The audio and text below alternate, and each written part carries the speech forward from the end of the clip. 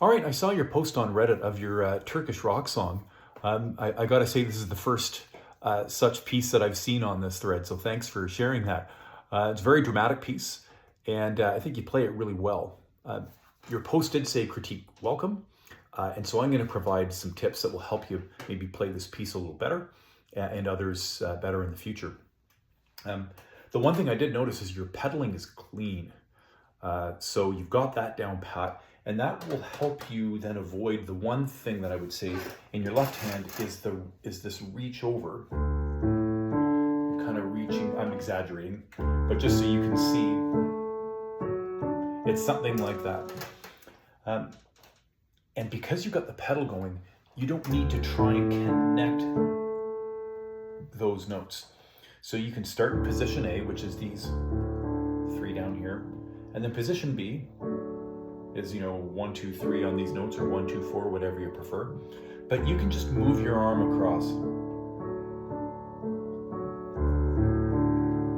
Even at higher tempos, you don't need to really contort your wrist. And you'll notice it's just my hand moving from position A to position B, and my wrist stays straight. And so this will help you with other pieces whereby getting rid of any unnecessary movement, you're going to be able to play the piece better and more accurately. So that's the first thing I would suggest. Second thing is around the octaves. And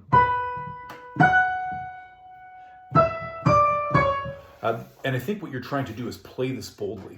And those piano octaves, when you've got arpeggios going in the left hand, it can sound so grand. Right now, though, it's sounding a little on the harsh side, though. And so you can still preserve a bold feeling, but kind of soften the edges a little bit on those. So forgive my awkward camera work here, but I'm going to try and give you an overhead view. And this is a technique that you can use and practice. But normally when you're playing octaves, 1/5 feels like your only option. But what you can actually do is at least smooth out the top and use some consecutive fingers using 5 and 4 and even sometimes 3. So 1/5, 1/5. I'd even use 1/5 here, but then you notice when I go to the D, so my pinky is on E, I would go to 4. So 1/5 here, 1/4 there. And then I would do a quick substitution to 5. Yes, this is done, because that now sets me up to go to the C sharp.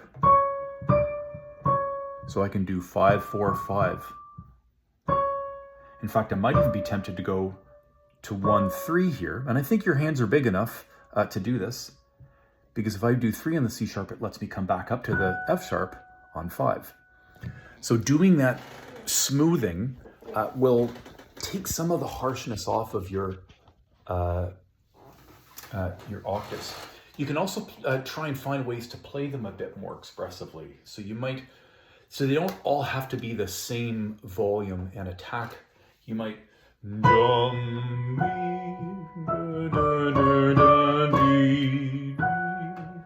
something like that. It's still dramatic, it's still bold, but it's just not the same feeling all the way through. The last thing I'm going to suggest is around the ending. And I feel like it ends with and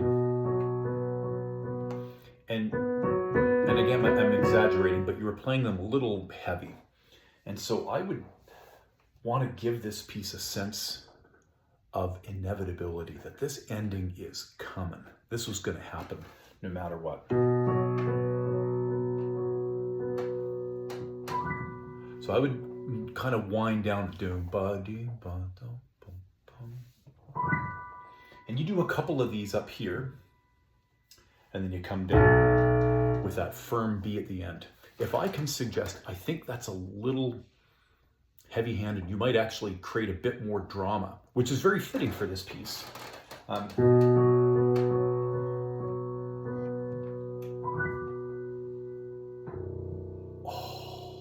That's kind of like movie trailer stuff. You know how they have that big ending. Bop, bop, bop, bop, bop, bop, bop, bop. Silence. Coming September 2027. I would not do that B. I would do this B all the way down here. So you basically got the two Bs at the extreme end of the piece. Oh, you've expanded the range now beyond anything that has come before it. I think that adds a little bit more drama than that heavy B.